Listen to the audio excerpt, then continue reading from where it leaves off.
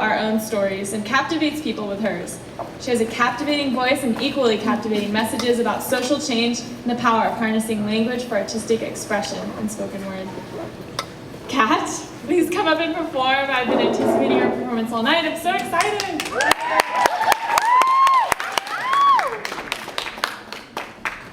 How you guys doing, all right? Okay, I'm gonna test something because I always just test to see because I like to move around a lot.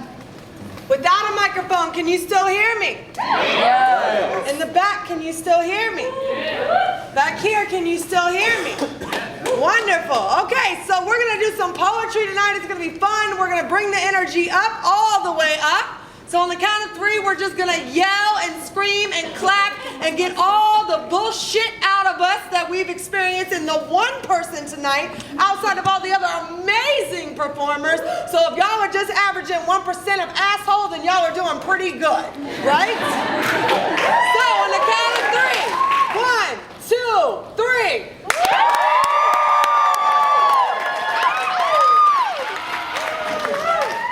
Beautiful and amazing. So my name is Simply Kat. I'm a poet. I'm coming from Los Angeles. Okay, LA in the house. That's really amazing. And I'm very thankful for UCSB for bringing me out and the multiple organizations that came together to have this event done. I think it's amazing that you guys have so much freaking talent on this campus. That's brilliant. And you're not a liberal arts college, so it's even more brilliant that you have people coming up here doing these amazing acts that I'm like, how the hell do I follow that, right? So give it up for yourselves, definitely, for being amazing. Before I start, okay? It is okay to be angry. It is okay to feel whatever you want to feel. We live in a society that tells us to just brush it under the rug, get over it, do this, keep it pushing, all these statements, right? At the end of the day, we are human, and what makes us human is that we are fragile, break, and can feel. So continue to feel however the fuck you want to. When they tell you to love something through it or love someone through it, we have to remember that love is a revolutionary act. Revolutionary acts mean to change things, to evolve into something, right? Nothing evolves without fight. So fighting is still a form of love. We have to remember that. Don't physically hit anybody, right? Don't do that. Don't jump nobody. You know what I'm saying? But you can feel however you want to. And the way that you love someone through that is that you turn to them and you say, fuck you, and then you kiss your girlfriend and say, fuck you again, right? And that's it. And that's all it is, right? So you can feel that, and I want you to know that you do have safe spaces, and the way to fight against those things is to love whoever you love harder, okay? And that's all we can do at the end of the day. Does this make sense to everyone? Yes. So we can continue on, right? Yeah. All right, so I do have a book out. That's the only time I'm gonna say it. You're gonna see me read from it occasionally during the night. I think it's awesome and fucking fantastic. You should too. Holler at me if you want one. You are not perfection, but you are beautifully flawed. To the women who carry more weight than the average, understand that this is only the cushion of blows of truth wrapped in gut feelings. To the laps, tummies, and chests of Big Mama syndrome that children rest their heads on and make them feel at home, look at it as being built as a mansion instead of a house you were more comfortable to live in. You see, your hair was meant to mat and tangle, shape-shifting into nets to catch the wind so you could hear the whisper of God. Your hands are calloused and perfectly worn, fit into prayer comfortably. Let every scar, pockmark, and hint of acne show as a sign of your soul bubbling to escape your flesh. Your skin is not smooth, but neither was your life, so wear your scars proudly. Because they hold the secrets of your past and the lessons of your future. You were not meant to compete with airbrushed insecurities hidden in the pages of the unattainable. You are more than a fantasy. You're a real person. So demand that you won't be just another page turned over. Your freckled skin specked on shoulders resembles kisses of angels. So the more you have, the more you've been hollered at by divinity. Walk hard. Shake the foundation of others. Demand your presence with every switch in your walk, because it was a long road for you to get here. Wear your traveler's feet unpainted to show the lineage of where you come from, or adorn your toes with brilliant colors to show that you are a queen from the soul up. Yo, bitten fingernails gnawed through stress to escape rabbit holes seamed with darkness. Yo, stretch marks seam the world together, and you hold life under your navel. Let no man tell you that you ain't beautiful when you're the only one that can give them breath. You see, your thick thighs and swollen ass might be too much for them to handle. You mingle with angels in your sleep and drool to water your rosebud ambitions. Hold your head high, girl, with your gray strands, platinum locks, thinning curls of bodacious weaves, because you paid a price to look this good. You see, your lips are chapped from true serum swallowed, mouth crooked and purged from pushing freedom from behind your teeth, gapped apart, soldiers' blood crypted in crosswalks. You talk street slang, communicate with those who need prayer the most. You are the most beautiful version of human transcribed into woman. Let no one tell you different. No, you are not perfection, because you are all better than that. You are beautifully human.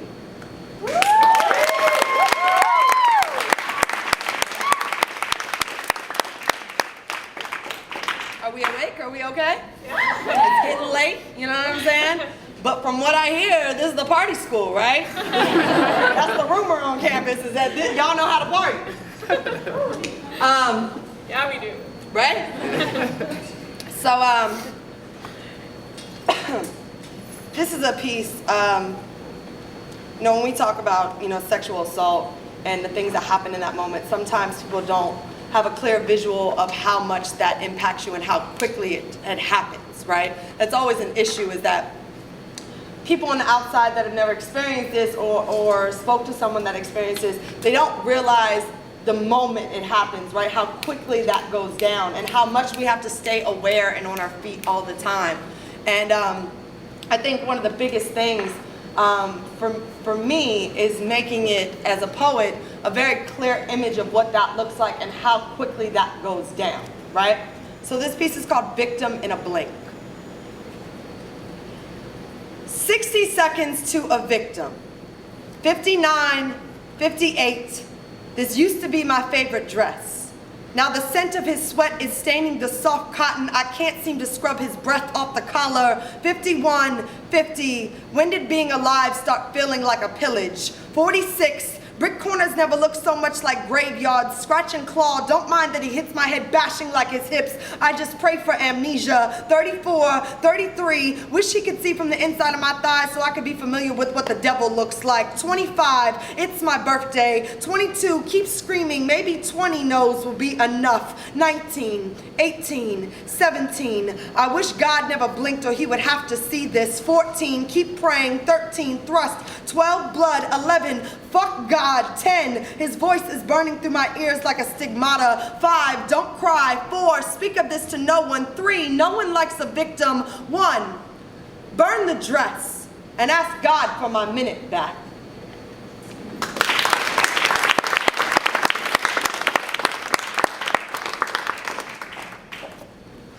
Is there any writers in here? Anybody that actually writes poems?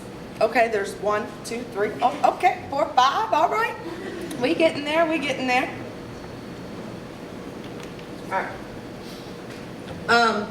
So, you know, I'm a firm believer of, like, being able to share. You guys okay? You cool? You awake? Y'all? Okay, yeah, just make sure. You know, in doing poetry, we share our stories. In doing song, we share our stories, even if they're in other people's words sometimes. Like, that's the point of doing the sharing thing, right? Because if we didn't do that, then other people couldn't feel like they had something to relate to, right? So for me, I got into doing poetry for a very selfish reason in the beginning. And it was for myself to not feel alone. To be a part of a community where I could share a story and feel like somebody understood me. With that, the more I developed as an artist, I realized that the hardest stories to share were the ones that people needed to hear the most, right? Because those are the things that we hide in ourselves that we don't want anyone to know. So some of these stories tonight won't be all pretty, but I promise you I will not leave you on a low note. I will make sure you go out of here on a high note and everybody feels good. Is this okay? Yeah. Is it okay to share? Yeah. Yes? You guys all right over here? All right.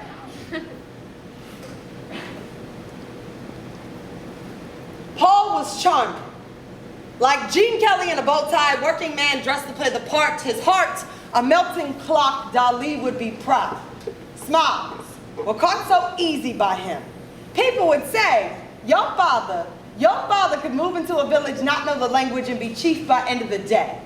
My mother would say, make sure to let him be chief of the house or you will soon see the savage. Paul, a still model for Priscilla, a nightmare of Dante, a rapture of Krylon and brick never seen by the sun, deception held in the ink blots of his palms, prints scrubbed clean, no signature necessary, consider it a gift. My friends would say, how is it fair that you have a father so giving?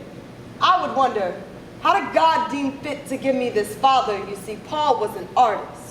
He would line our home with portraits so pretty, people never questioned looking in. In this house, the walls were stretched thin, stapling corners to hide the slits, paintbrushes, taught not to speak, just brush and glide with the sway of his hand and no one gets hurt. Canvases are taught to be still, don't speak. Even Mona Lisa knew when to shut her mouth. You see, we are taught that art is born out of pain. So it's no wonder why men like Degas treated his horses and dancers all the same. My mother should have been happy that she was the greatest masterpiece ever created. She hung on hook and nail, straight-angled and gorgeous like crucifixion murals in Irish Catholic kitchens. Even Jesus screamed on hung and nailed. I wonder how my mother kept so quiet.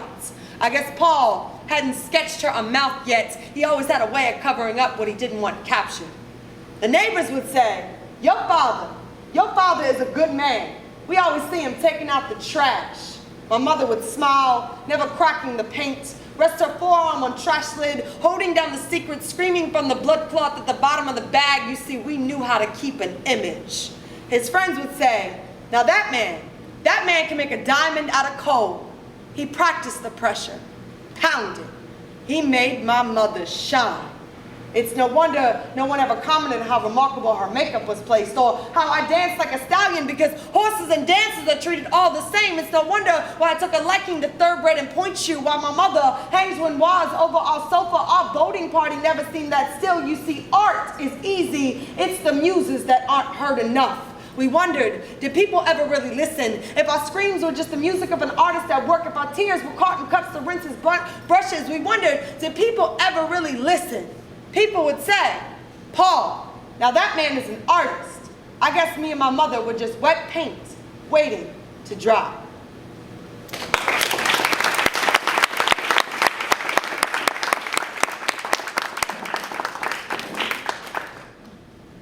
The difference between loving someone and being in love is like the difference between rap and hip hop.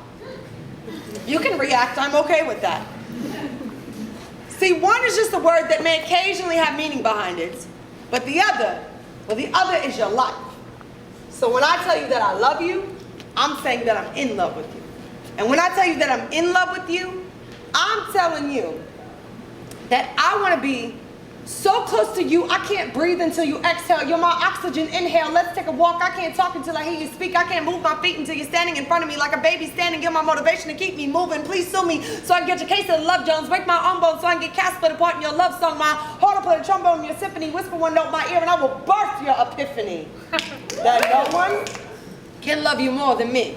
You see, because I love you so much that this shit hurts. I can't drip teardrops because my tears burst. My heart doesn't beat, it pounds. My lips don't sing, they scream loud so my whole block can hear, so the whole city can hear, so the whole world can hear how hard my heart beats in my chest. I can't rest. Rest the worry from my face and caress your dreams until your waves kick in. I'm doing head spins just to show you that my thoughts are grounded, bounded by necktie nooses. Hang me with happiness. I'm your hangman. Hang on, man. We can make it through this, because arguments don't mean shit. Argument is what arguments are meant to point out. I'd take a bullet for you if it would just kill your doubt that no one can love you more than me.